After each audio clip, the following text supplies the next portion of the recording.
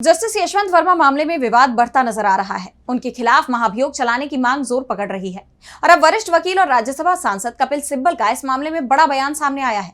उन्होंने जज को हटाने के तरीकों पर सवाल खड़े किए हैं और उन्हें असंवैधानिक बताया है। उन्होंने इलाहाबाद हाईकोर्ट के जज शेखर कुमार यादव के मामले का भी जिक्र किया, जिसके बाद कई सवाल खड़े हो रहे हैं। तो क्या है पूरा मामला, जानने के लिए देखिए ये रिपोर्ट। जस्टिस यशवंत वर्मा के खिलाफ महाभियोग लाने की तैयारी हो गई है, लेकिन उन्हें पद से हटाने के लिए जो कदम उठाए जा रहे हैं उन पर सवाल खड़े हो गए हैं। ये सवाल किसी और ने नहीं, खुद सुप्रीम कोर्ट के वरिष्ठ वकील और राज्यसभा सांसद कपिल सिब्बल ने उठाए हैं। उन्होंने इस मामले में जज इंक्वायरी एक्ट को दरकिनार करने को असंवैधानिक करार दिया।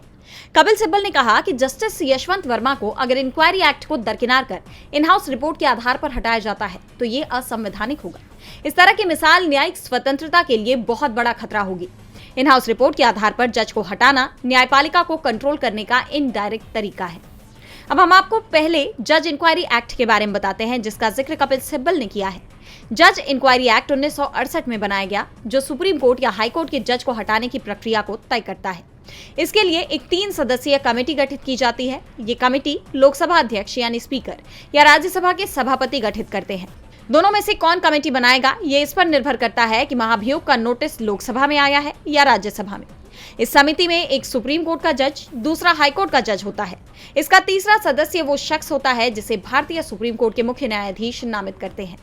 कमेटी का काम आरोपों की जांच करना होता है, जिनके आधार पर ही महाभियोग चलाया गया है। इसके साथ ही सिब्बल ने इलाहाबाद हाईकोर्ट के जज शेखर कुमार यादव का मामला भी उठाया। उन्होंने कहा कि 13 दिसंबर 2024 को हमने जस्टिस यादव के खिलाफ राज्यसभा के सभापति को महाभियोग प्रस्ताव दिया था। उस पर 55 सांसदों के हस्ताक्षर थे। 6 महीने हो गए, लेकिन अब तक कोई कदम नहीं उठाया गया। मैं पूछना चाहता हूं कि जो लोग संवैधानिक पदों पर बैठे हैं, क्या 6 महीने लगने चाहिए? और दूसरा सवाल ये है कि क्या ये सरकार शेखर यादव का बचाव कर रही है? डीबी लाइव की रिपोर्ट।